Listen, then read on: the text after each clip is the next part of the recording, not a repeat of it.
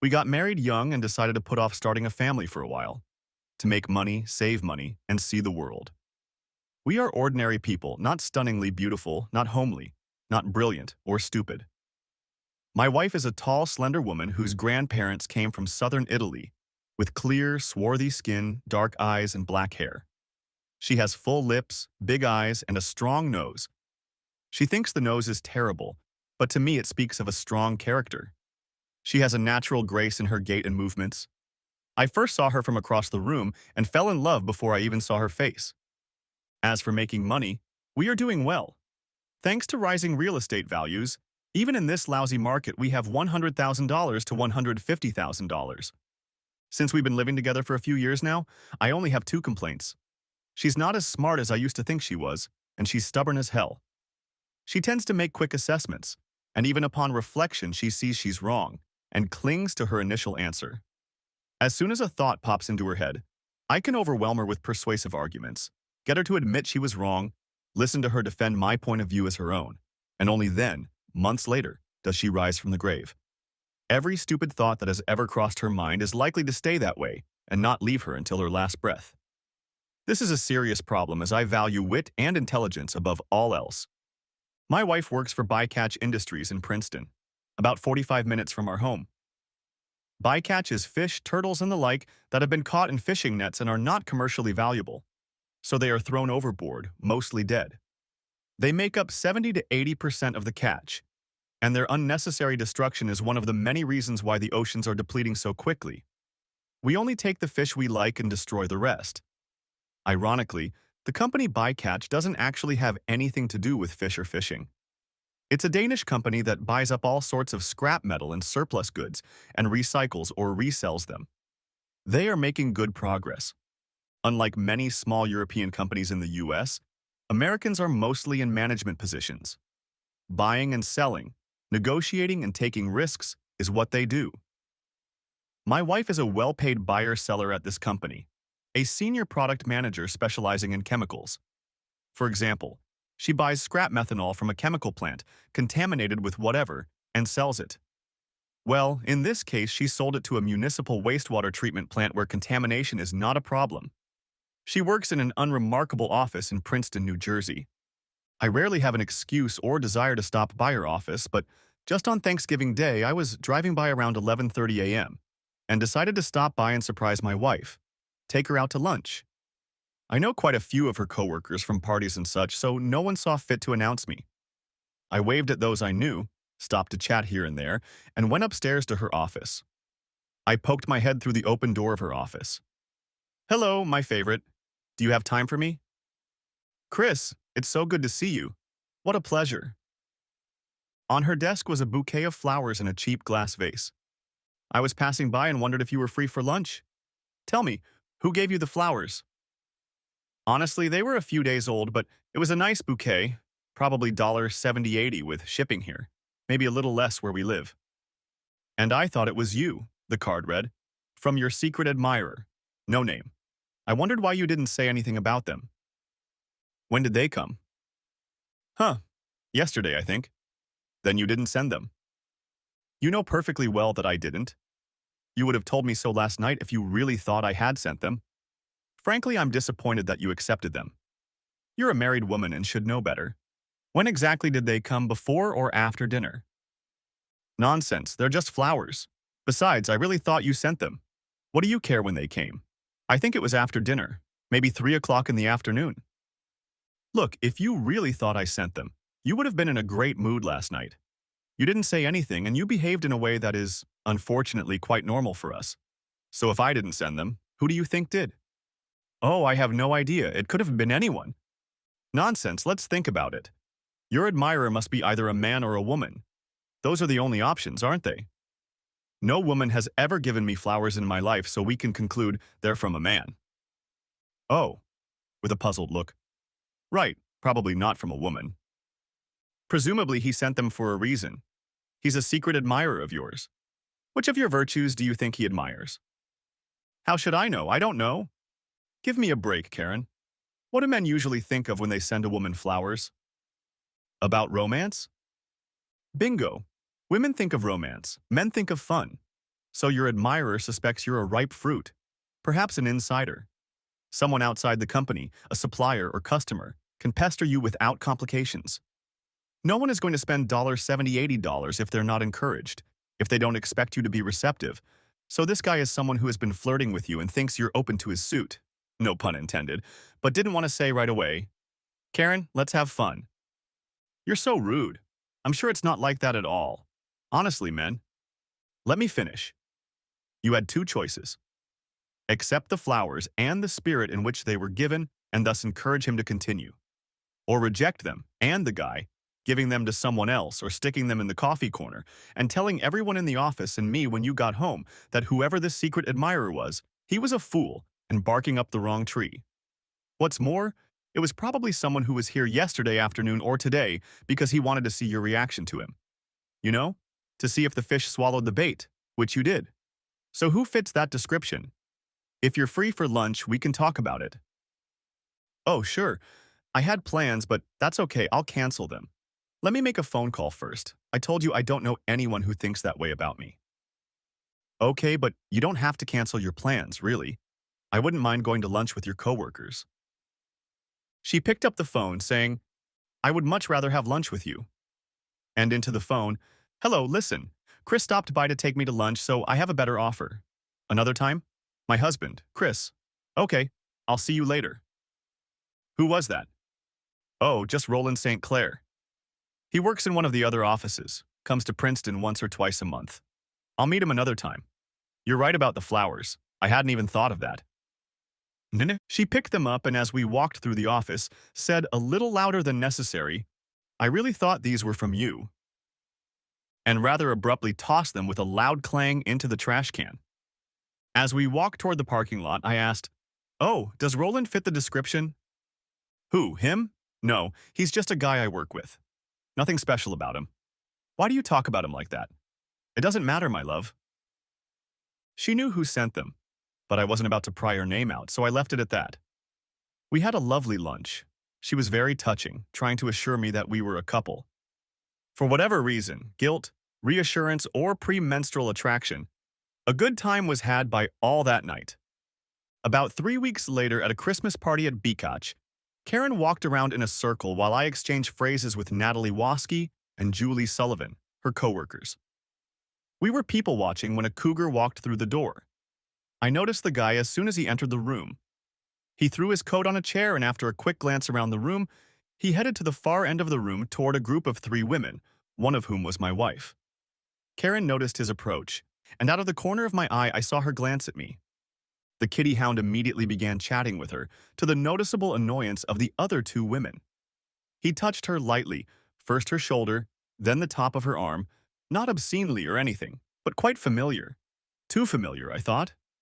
Though she didn't react in any way, she ran her hand over his arm a few times. I asked, Who's this guy talking to my wife? You can almost see him drooling. They glanced over. Natalie snorted with mild disdain. That's Roland St. Clair. He's just the type. He doesn't work in the Wilmington office, but he comes here every week or two and wastes our time. He spends half the day bragging and flirting, making innuendos and wise remarks. This idiot has already been reported for harassment 2 or 3 times. Rumor has it that his sister is married to Sven Cederquist, so they keep covering for him. That's disgusting. We can always see him coming because he has a shiny yellow Hummer. What an idiot. We all laughed. He sounds like a wuss to me. I'd better chase him away before my wife reports him. Karen's buddies scattered, either to avoid Roland or realizing they weren't expected. When I approached the 2 of them, my wife was standing with her back to me. I ran my hand over her neck and shoulder in a deliberately possessive gesture. She pulled her hand away from Roland's wrist. No doubt she was troubled with bad thoughts. My right hand was by my wife's side, but I defiantly didn't offer her a handshake. Hi, I'm Chris, Karen's husband, and who are you? Oh, don't you know Roland? Chris, this is Roland St. Clair. He works in accounting in the Wilmington office. Nice to meet you, I'm sure, Roland said. He started to extend his hand, but realized that would be foolish and yanked it away. I don't think Karen noticed that. Do you work with Karen? I mean, do you do bookkeeping on her accounts and such? Oh no, my work has nothing to do with Roland. Karen whispered hastily. We both like the Flyers hockey team. I think Roland can answer for himself. So you have nothing in common with Karen in terms of business? Hmm. It was news to me that she's interested in hockey. As far as I know, she's never watched a game in her life. About work, Karen's right, but I'm a big Flyers fan. Never miss a game, Hound said. So, Roland, is your wife here? I'd like to meet her. Maybe the four of us can go to a Flyers game. Karen and I have never been, and it would be good for us to go with people who really know the game. Should be fun. My wife looked at me incredulously. My suggestion didn't resonate. No, Sandra can't come. A Flyers game would be great, but she hates sports, just like you do, according to Karen. Honestly, Karen and I would rather go and leave you and Sandra at home. My wife smiled. That's not a plan. Karen and I have been married long enough for me to realize that it's important to separate activities. I played hockey in high school, so at least I know the game, but I never followed sports corporations. I always figured that if I was going to root for a corporation, I'd better root for one in which I had stock. However, rhetoric aside, I'd love to watch the game, especially since, according to you, Karen is enthusiastic. I don't mind at all. Unless, Sandra doesn't like hockey, what do you two like to do together? My wife has a long face. She doesn't think I'm doing well here. Chris, Roland, and his wife. I squeezed her shoulder lightly, but she ignored my signal. They're a little tense with each other right now. Oh, I'm sorry to hear that, Roland. Would you mind telling me what happened? Chris, it's none of our business, is it? Do you always answer for Roland? It's annoying. How am I supposed to know how Roland feels if you're always interrupting him? But since you knew about it, it means Roland thinks it's your business. And since married people have few secrets, it's my business now. I mean, why did you bring it up if you and he won't talk about it? Oh, really? Why are you being so rude? Roland, let me get a couple drinks in him and we'll talk later. She actually dragged me by the sleeve to the bar and ordered drinks for us. She was on a roll. Apparently, I provoked her more than I expected. Okay, so what's the cause of Roland's problems with his wife? Is he running around on her? Chris, I can't talk about them. It's confidential. Roland certainly doesn't want his marital troubles spread around the workplace, does he? Roland is going through a difficult time and I'm just a friend and supportive of him. Karen, I realize this isn't the time or place to talk about it in this crowd, but if you think I'm immodest or can't keep a secret, then you really don't know the man you married. It's not only reasonable, but right that you should share with me what another man tells you about his intimate relationship. First, you are not a marriage counselor, and often such stories serve to lower the barrier between right and wrong relationships. Second, you will be tempted to reciprocate and tell him about your marital difficulties. That's fine if you're talking to a good friend who has no interest in your marriage, someone who clearly has your best interests at heart. I assume you have begun to have Roland's best interests at heart and want to reconcile him with his wife. Unfortunately, sympathizing with Roland and comforting someone in pain is a short-lived venture. I think he's trying to drive a wedge between us, to divide us in order to get you. His comments and advice are not in your best interest. Lastly, I am a man, and I can give you a man's point of view on this matter. I would be reassured if you told me openly about your relationship with Roland that your support would not go too far. What are you accusing me of, eh? Come on, spill it out. Do you think I'm having fun with him? Is that so? No, it isn't. You've been on my case all evening. What's the matter with you?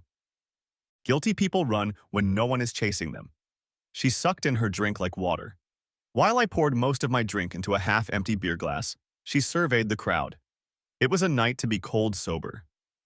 I'm not accusing you of having fun with him. I'm informing you of a threat to us. Look, let's talk about this later.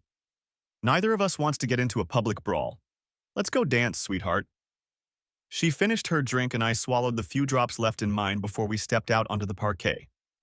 She wanted another drink and as before, she quickly drank hers, while I took a few sips and spit out the rest. Back on the parquet, she softened as we did a slow dance, and I whispered affectionate words in her ear. The next dance was fast, which is not among my talents, but I held on. The second dance was fast too. The next moment, Roland spun around beside me. I have to admit, he's a pretty good dancer. Gotta hand it to him. He's got brass balls. After a minute or so, he sat down across from me and Karen began to follow suit. I walked over to Roland and dug my fingers in between his triceps muscle and bone so hard that it hurt. and probably left a bruise. I pulled him to me and spoke in his ear, quietly enough that Yonechka couldn't hear, but the music made the sound too loud for him. Back off, asshole. You can cut in on the conversation with my wife when you're lying on the floor with your own wife. In the meantime, stay away from Karen. You send her flowers again and I'll shove a vase up your ass. Got it? He stared at me tense, like he was about to fight. Then he ducked his head and walked away. Karen guessed what I'd said and pounced on me with her fists, starting to reprimand me for being so belligerent with poor Roland. I saw that the others noticed this, so I took her hand firmly. No bruises, just a firm grip, and muttered in her ear, "We need to talk somewhere so we don't make a scene in front of your coworkers. Smile when you go outside with your husband." And I walked her out to the parking lot. Poor Roland. He's so lonely. I'm just trying to be a friend to him. Help him and his wife get back together. You're so rude, Chris. You have no reason to be rude to Roland. Don't ever talk to me or treat me like that again. I'm not 10 years old. Cut the crap. You're the blind man here. Let me tell you the way it is. Like that old song. He's none other than a hound dog peeping at my door. That's not the lyrics. It says, "You're nothing but a hound dog that cries all the time." My mom was an Elvis fan and used to hum that song all the time. Besides, Roland has a right to be sad. I was quoting Eric Clapton's version. Everyone has the right to be sad. Look, Roland is digging around under your skirt and you know why. His problems with his wife have to do with him having fun with other women, and I'm sure you're not the only one he's trying to have a relationship with. I reasoned, but I think I had his number. I'd prefer you stay away from him, but you work for the same company. You've both recognized that he has no business reason to visit you, so you shouldn't spend your time entertaining him or going out to lunch with him. I understand he travels regularly to your office in Princeton. He's having trouble finding a place to live, and he's not interfering with our marriage. Chris, I'm a grown man. You're not going to tell me who I can talk to. Karen, in all the years we've been dating and married, I've never given you direct orders, but I am now. Make up with him in public because you have to. But you should never, ever be alone outside of work. No lunches alone, no drinks after work, no car rides, no phone calls, no emails, no instant messages. Do you understand? She began to cry, devolving into sobs in a tirade. She wasn't speaking very coherently, and I wondered if it was the alcohol. As I was pulling out of the parking lot, she jumped to her feet and screamed, "Wait, wait, there's my coat. Pull over. We have to go back. Your coat will be there tomorrow.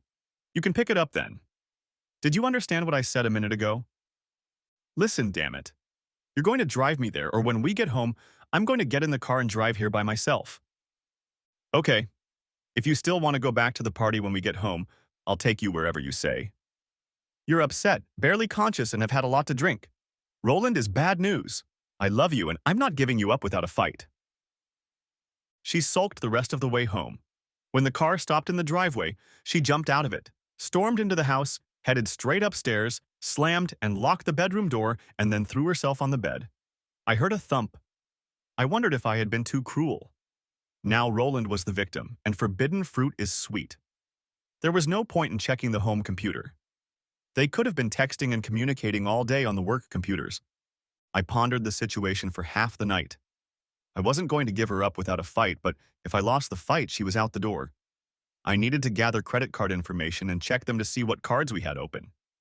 I should have canceled the joint cards. I should have gotten a couple cards in my name. Had to go see a damn lawyer. At least I knew where the bank accounts were. Shit. Shit. Shit. The next day, I went to the bedroom to get dressed and found the door unlocked. Karen was still asleep when I brushed my teeth, got dressed, and headed to work. I have a friend named Grace Chang. She's in charge of the computer systems where I work as a technician. I brought her a cup of coffee and sat in the chair next to her desk. I moaned to her about Roland and my wife, asking what to do. There was a case. About 8 to 10 months ago, I too thought my husband was leaving. Like you, I didn't have access to his email at work, and I had no idea who he might be sleeping with. I bought a transponder, or rather two, because he has a car and a truck.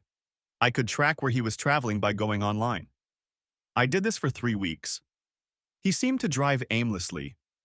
What the hell, I thought. For my birthday, he gave me a beautiful antique vanity mirror. Turns out he'd been to all the antique stores. What an idiot I was. Grace, I think Roland is trying to placate me and get to her by selling her a heartwarming story, and I'm genuinely afraid my wife is falling for it. Don't be silly. Karen seems like a nice person. Look, I've got the transponders and software left over. Bring your laptop tomorrow. I'll load the software into it. You can take as many transponders as you want.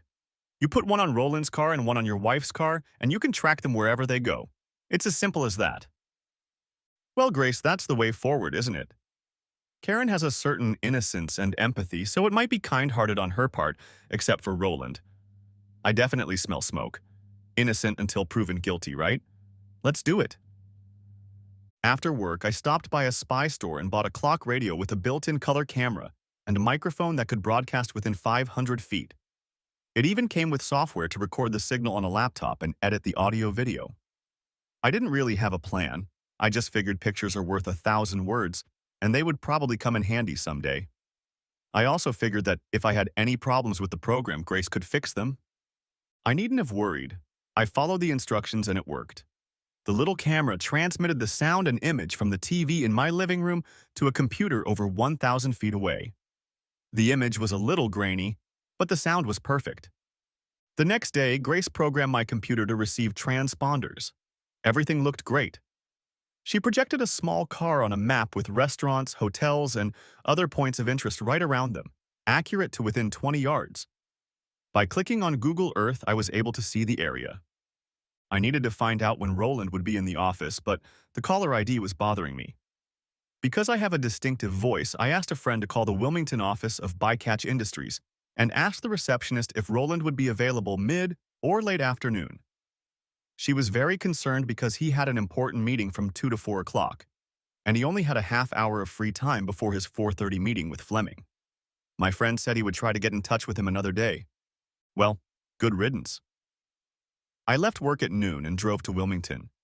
There was no security in the parking lot as far as I could tell.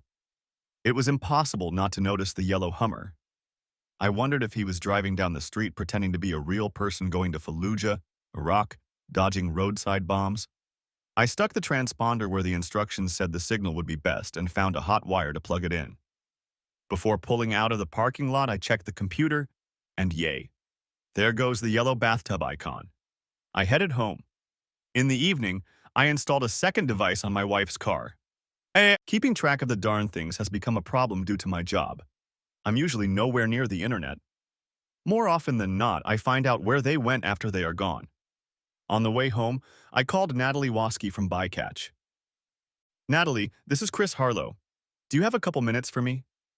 Of course, sir. Give me your contact information, please. Okay. What can I do for you? It's a good thing you're careful, Natalie. I'd hate for this to become office gossip. Quite right, sir. Look, Roland could be a problem for me. I certainly don't want to put you in the uncomfortable position of being my wife's keeper, but I thought just calling me when you found out Roland would be in Princeton would be a reasonable request. Of course we could, sir, but are you sure it wouldn't create new, possibly massive problems? Absolutely not. I give you my word that I won't attack or blacken Roland's reputation, or much less Karen's. Well, maybe I'll tell his wife if something happens between them. Just so both families are on an equal footing, so to speak. There's no point in mentioning your part in all this. If you call me from someone else's phone, your contribution will be completely invisible. Oh, great. That's exactly what I was thinking. Let me get the information you requested and I'll get back to you. Thank you for calling Bycatch. Have a good day. When my wife arrived, there was already a nice dinner on the table. She was coldly polite to me. When she retired to the bedroom after dinner to do crossword puzzles, I installed another transponder on her car. Of course, I went online and there was a map of the neighborhood with red #1 and #2 for each of the cars. During the day for the next week, I checked those two cars every time I passed a chain cafe with Wi-Fi. Nothing of interest. On Wednesday, Natalie called and said the shipment would be delivered tomorrow morning. Thursday morning, Janechka left for work and Roland drove non-stop to Bycatch Industries in Princeton. At lunchtime, Roland's car stalled, but started up again an hour later. I had to do a little digging, but it looked like he'd gone to the Smoked Pig restaurant. At least when I looked for restaurants on Cottage Street, it was the only one for 3 blocks around. My wife loves barbecue, but that's not proof that she went with him. I didn't know for sure until Natalie called to say they'd had lunch at the Smokin' Pig for an hour and then hung up. Things had calmed down a bit in the house over the past week. That evening, Janishka came home exactly on time, more or less as she had been. After dinner, we struck up a conversation about how was your day. As we chatted, she said that she had eaten lunch in the dining room, eating chicken salad with cottage cheese in the company of several other women with whom she had been socializing. What, you didn't have kebabs? I asked. I asked. She cringed. What are you trying to say? Are you calling me a liar? What makes you think I ate kebab? And what's that brownish red stain on your blouse pocket? Too dark for ketchup, too thick for wine, smoked pig barbecue sauce? And you like kebabs? So where did that drip come from? Dr. Watson, has Sherlock Holmes discovered the secret? No, it's just a stain on my shirt. But her face frowned as she picked at the stain. More like a stain on your honesty. You lied about going to lunch, didn't you? You and Roland went to that barbecue bar for lunch. And you're lying about it. I'm being serious. I'm not going to let you sneak around behind my back and sink our marriage, damn it. What in God's name makes you think about Roland all the time? If I get a flat tire on the way home, you're going to blame it on Roland. You can't tell me who I can and can't see. I won't give you that kind of power over me. I'm right, aren't I? If you say no, I can call Phyllis at BCatch and ask her. You know that. She hated Phyllis. Okay, but all I did was go to lunch with him. Nothing happened and nothing's going to happen. How did you find out? Did someone from work see us? Innocent people don't need to worry. No one gave you away, just deductive logic. The fact that you lied to me is a very bad sign, Karen. But you're right, love. I can't make you behave. Lincoln freed the slaves. After all, we're both free to do what we want. If you really want Roland instead of me, I won't stand in your way. Frankly, given your behavior lately, if not him, then someone else at another time? Look, leave that damn Roland alone. And if you want me to be followed, then back off. You're wasting your money. I resent you treating me like a child, trying to tell me who I can talk to and all that. You're obsessed with Roland and trying to control me. You're sick. Nonsense. Out of 300 million people in this country in the 5 years we've known each other, Roland is the only person I've warned you about. I'm not trying to control you. I'm telling you the consequences of going down the path you're on. If you don't act like a married person and make the concessions necessary to be a married person, you won't be a married person. It's that simple. Look, I told you not to be alone with him and you went to lunch with him and lied about it, so you know. Honestly, I feel bad that you did that, and I'm a little apprehensive about the future. But I don't think I'm being unreasonable. Said, well, you're being unreasonable. I'm not jumping into bed with him. I'm just helping him through some difficulties. Look, maybe we're too involved in this case to be impartial. Let's call your sister and ask her opinion on who's reasonable and who's not. She's always on your side. Forget about her. I'm a big girl and I know what I'm doing. I pondered for a long time. I was hurt. I felt like my wife had deliberately stuck a knife in me and I wanted revenge. If I had pictures of them making love or even pictures of my wife alone, but in context when she was with Roland, I could poison the well. Better to prepare for the worst. I walked into a law firm and bought a divorce kit. They provided the probate kit for free. The bad news was that I would have to sell the house to pay off her share. The house had increased in value due to the tremendous amount of work I had put into it, and the fact that real estate values in the area had skyrocketed. We had about $15,000 in savings and cars, but about $150,000 in the house. Karen was supposed to get half of that equity, and that didn't seem right since most of our income was coming from me. I had to think about it. I filled out the paperwork and slipped it into an envelope. It was easy. Along the way, I filled out the probate packet. I left half of my estate to my parents and half to the Boy Scouts. I put it with my work stuff until I got the certificate. I bought a new lock for the front door, but I didn't have time to install it. I rummaged through my pockets until I found instructions on how to open the garage door and looked up how to change the code. Nothing of interest showed up on the tracking screen the next week or the week after that. On Wednesday of the third week, the day I was in North Jersey, I walked into Panetteria, which has free Wi-Fi. Logging in, I saw that Roland was on his way to Princeton that morning, but had stopped at 8:30 a.m. for 11 minutes. The location was at the I-95 freeway exit, about 10 minutes from BCatch. It could have been anything, but Right there were Holiday Inn Express and Sleep Inn hotels. I called the Sleep Inn and asked for Roland St. Clair. No such person was available. I dialed the Holiday Inn number. When I was transferred to the room, I hung up without waiting for an answer. I bowed to the client and headed for Princeton. At 10:30, the lobby was empty. I called the counter and a guy came out to me wearing a poorly ironed white shirt, worn shoes, and black pants that had never seen an iron. I called myself Roland St. Clair and told him I had locked myself out and forgotten my room number. He was about to sass me when I slipped him a fan of five $20 bills. "Yes, sir. I remember you, Mr. St. Clair." There was a slight rustle at the table and I winked. "Here you are, Mr. St. Clair. Room 114. I stood up, set the radio so it was facing the bed, and put the hotel clock in my pocket. I checked the reception, and it worked fine. I used the hotel's Wi-Fi to check where they were. Dang, it was about 3 miles to Roland, and here I thought they were going to have lunch first. I hopped outside, got in my car, and drove to the Denny's across the street. A few minutes later, a yellow Hummer pulled into the parking lot of the Holiday Inn. No video reception from here. Or maybe it had a motion sensor and didn't signal. I should have reread the manual more than once. I forgot whether it had one or not. I gave them 2 minutes, drove up to the hotel, and parked around the corner from room 313 so that if they looked out the window, I wouldn't be visible. Great reception. I saw absolutely everything. I saw them do it. I turned on my computer and got tired of watching them. It was payback time. I got home, sat down at my desk, and connected to the internet. I wanted to obscure Gianni's face a little. It took me a long time to figure out what software I needed to do this, but I finally figured it out. I created a fake ID, an RSTC, and a disposable email address. Using the fake ID, I was able to publish the video clip along with the comments. And of course, the likelihood of Aneshka ever seeing this site, unless I directed her there, is 0. The plan was for me to use some of the words and commands that Roland had applied to Yanechka. The first couple of times she might not pay attention, but sooner or later she'll realize where she's heard those words before and get scared. First, I'll say I saw them on some website. Let her harass me, and then with great reluctance, I'll agree to show her the site. That should help Roland. She got home a little late, but honestly, she looked and acted normal. Maybe even a little depressed. There was a salad on the table, chicken scallops with roasted Italian vegetables. "So, honey, you had a good day, didn't you?" A concerned expression appeared on her face. "Well, the message you left on my cell phone was very nice to receive, but other than that, nothing out of the ordinary."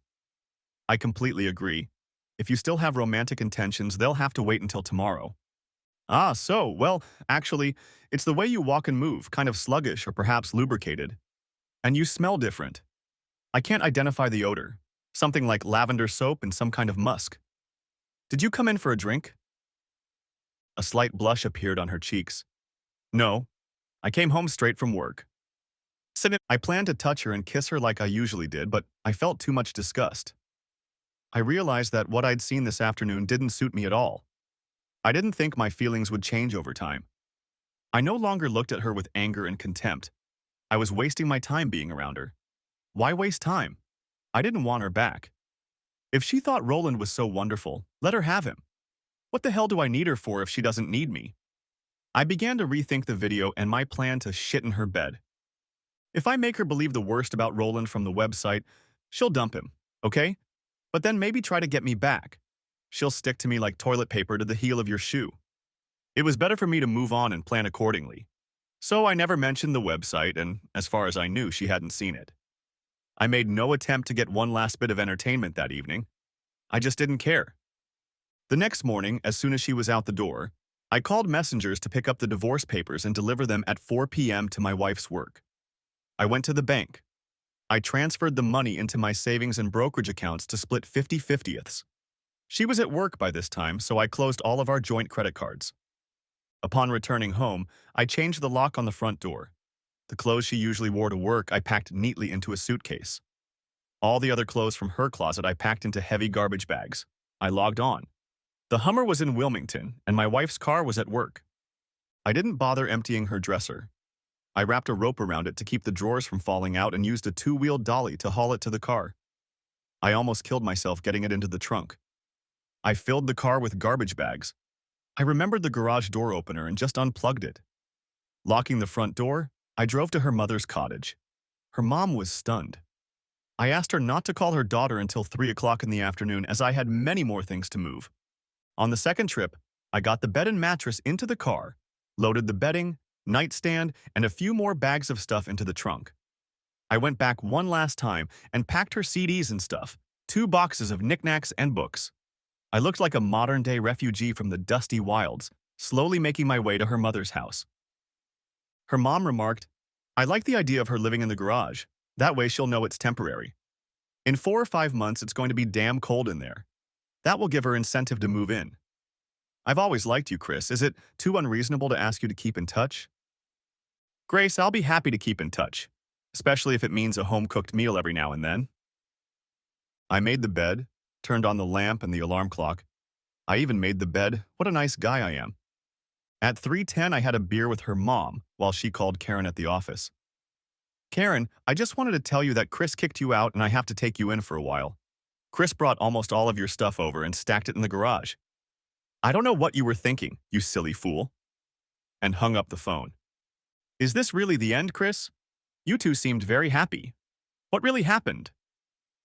I gave her some details, but not in great detail. "Yes, pretty much the end of our marriage. Your daughter apparently hasn't yet realized what marriage is and what our mutual responsibilities are. I don't think she's ready for that. Maybe she will be ready by the time she remarries. I must admit there is little hope for that. We'll see." Back at my house, I called Roland's wife and told her what was up. She told me to back off and mind my own business. I again pointed out that it was my business since he was entertaining my ex-wife, but she didn't thank me. Oh well, you can't please some people. I wrote a good letter, I thought. "Karen, you were right. It's very nice of you to work with Roland to overcome his family problems, whatever they may be. It's important to you and important to him, but not so important to me. I want you to be happy, so as promised, I'm releasing you from our marriage. You can devote all your time to Roland and the many others who will undoubtedly take his place as he has taken mine. I do not know what you seek in this life, but as I think back on our time together, I am relieved to realize that your future has nothing to do with me. Know that I will not speak ill of you and will be courteous to you any time we meet. May you find peace and joy in this life. Chris." I went back to her mom's house and dumped the last of the plastic bags in the garage. I put the letter in a sealed envelope and placed it on the bed.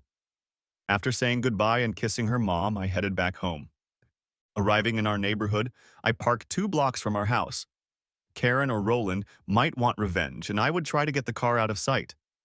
I walked out onto the street behind our house and through Mrs. Corbin's yard, which adjoined our house. I unlocked the back door and went inside. Peeked out. Karen wasn't there yet. I checked the computer. Roland's truck was parked in front of his house in Wilmington. Karen was just leaving work. I assumed she hadn't gotten her mother's message. I changed the answering machine, saying she was no longer available at that number. Blah, blah, blah. Too kind. I erased it and recorded a new message. Karen no longer lived here. I included her cell phone number so people could track her down. I'll save you the gnashing of teeth, cell phone calls, and Karen knocking on the door. At first, she denied doing anything with Roland other than talking. By the end of the week, she admitted, "I got carried away once, so I wouldn't do it again. Good thing I didn't have to tell her about the videotape." On Friday, her mother called and asked if I would meet Karen at her house on Saturday. I said yes. I have to thank Literotica for the idea that saved me a lot of money. I wrote a contract stating that in the future, if one of us cheated on the other and there was enough evidence of cheating to convince a justice of the peace, the cheating partner would leave the marriage with only $10,000. I intentionally made the wording somewhat crude and scheduled another meeting with Bert, my attorney. I showed him the agreement. "Bert, the agreement needs to be written roughly. I want to lull her into signing what she might consider a private agreement. I want you to reread it and, where necessary, modify it so that it is a binding, airtight contract, hopefully without changing the amateurish tone of the writing." He reread it again. "I suppose I'll have to fiddle with it quite a bit to get the maximum fee, but that will be enough. I've drafted a few prenuptial agreements, but I've never drafted a prenuptial agreement. This is a little unusual. You need 2 copies, one for each. and they need to be witnessed and dated by someone. Would her mother qualify? Legally, yes, but will she witness her signature later in court? Why take the risk? Better to bring in someone else who doesn't have a claim. The fee was modest, and the trap was set. We met at her mom's house. She was dressed quite seductively, barefoot, in a summer dress, and no underwear as far as I could tell. Karen, did I get the time wrong? I thought your mom said 12:30. No, you're right on time. Why would you think otherwise? Well, since you're dressed like that, I thought maybe Raleigh would stop by. I haven't seen Raleigh in a long time and I don't intend to. I dressed like that for you. Chris, I really screwed up, didn't I? What day is it? Huh? You said I hadn't seen him in a while, so I asked what day you meant. The day before you kicked me out. Oh, I'm sorry. You had no reason to stop seeing him. After all, he's your friend, and a friend in need is really a friend, whatever that means. Well, I think you were right about his marital problems. You see, Wait, don't you remember? Raleigh doesn't want you talking to me about his family problems. It's confidential, after all. And after you helped Raleigh and Sandra get back together, I can't imagine you blabbing now. Honestly? Of course, I guessed you were helping Raleigh overcome erectile dysfunction, and at his age, that's no longer necessary, is it? I hope your work has helped them both. Okay, maybe I deserve it, but please spare me the sarcasm. I admit that I have indeed been a fool, but I love you. I really hope you find it in your heart to forgive me, but I don't see how that's possible. You must hate me. I'd like to continue this conversation, but it's 12:15 and my stomach is demanding food. Change into street clothes and we'll go to the pub. In the car, I reduced the conversation to small talk. We sat in the back cabin, alone. So I hate you. You asked? Of course I don't. I try very hard not to hate anyone. Not you, not Raleigh, not corrupt politicians. Hate is too destructive to the one who wears it. In order not to hate you, I must forgive you, and I have done so. She looked at him in surprise, and his sniffling stopped. That's even worse. If you'd really acted like a fool this time, I'd probably get over it eventually, but I've thought about it a lot. I think the real problem is that you're an immature fool. I've given you plenty of opportunities to look at what you're doing, but you just haven't seen it. I don't blame you for that. That's just the way you are, at least at this stage of your life. Since you're not guilty of anything, I forgive you easily. I suppose there's a chance you'll get wiser as you get older, but I don't want to stand around waiting for that to happen. Look, you're good at a lot of things, but you're completely clueless about a lot of other things that I appreciate, and I don't put up with fools. Chris, believe me, I've matured very quickly in the last few weeks. I think our marriage can become normal, and I will do anything to make it normal. What do you think we should do? Well, I've thought about it. I trusted you unconditionally, and that trust has turned out to be completely misplaced. One of your virtues is that you empathize with people. It's almost like Mother Teresa, only with a different calling. Think of what a tragedy it would be if someone's grandfather married her and she ended up a housewife in Peoria. All those people in India with no one to help them. Mother Teresa was born in Peoria? I never knew that. Is that true? I was speaking metaphorically. She was born in Macedonia. Anyway, that's how I feel about marrying you and limiting you, limiting you, limiting you. I mean, if someone is feeling bad, low self-esteem, rotten wife, impotence, I can spend some time chatting with them. I'll tell them a joke of the day to make them laugh or give them a couple bucks, but that's it. How much will that help them? Not much. But for you, my God, you're literally going all the way with them, trying to really help them. It would be wrong of me to interfere with such a calling. Roland, and no doubt many others, would have been left to find their way alone. There were no others. Only once with Roland, and oh, that is true humility. A rich man who has a lot to give gives millions to charity, but when asked, modestly replies, "Oh, I just help where I can." True, you are too modest, but I understand you. Modesty is also a virtue. I didn't want to make it too easy for her. Chris, I really do realize the dirt I've turned all of this into. I've matured a lot. I really have. Let me think about it, Karen. It all comes down to whether I want to risk wasting years of my life on you or move on. Why don't we meet tomorrow, say here at 12:30? Sure. V 12:30. She was waiting for me when I walked through the door at 12:35. I don't know how long she was there, but her beer glass was only 1/3 full. As before, we made small talk. I didn't bother to ask her if her mom's garage was starting to feel cozy and homey. Okay, here's what I'm thinking.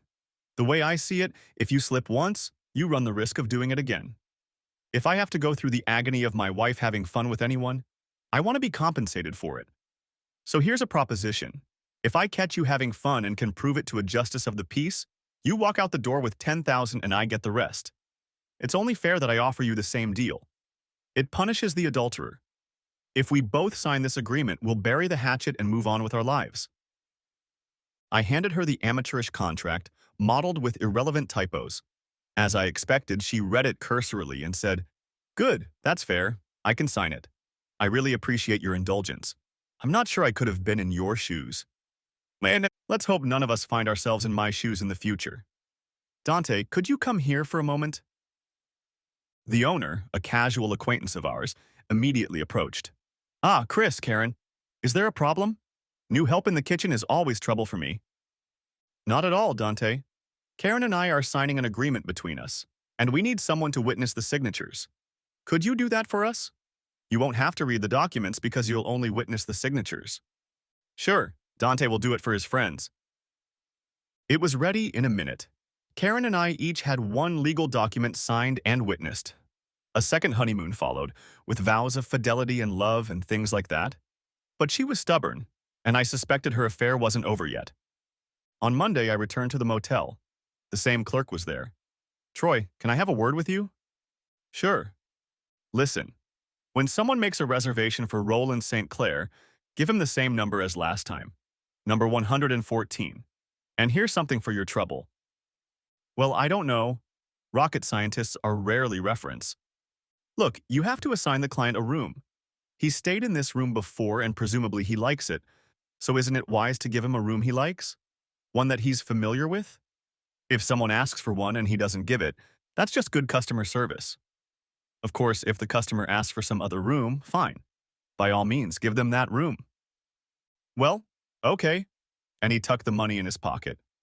At 9 o'clock on Thursday, I got a phone call. "The accountant is back." And Natalie hung up. I wasn't working that day, so I looked into the tracking program.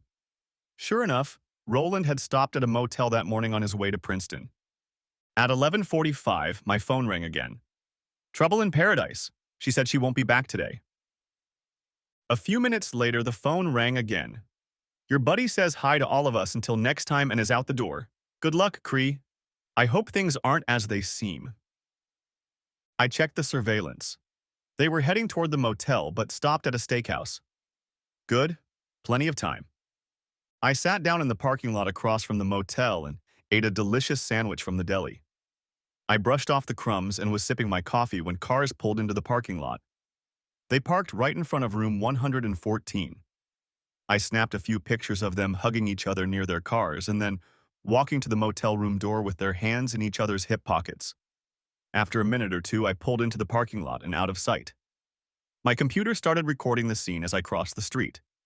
The dialogue was different than before, but the actions were about the same.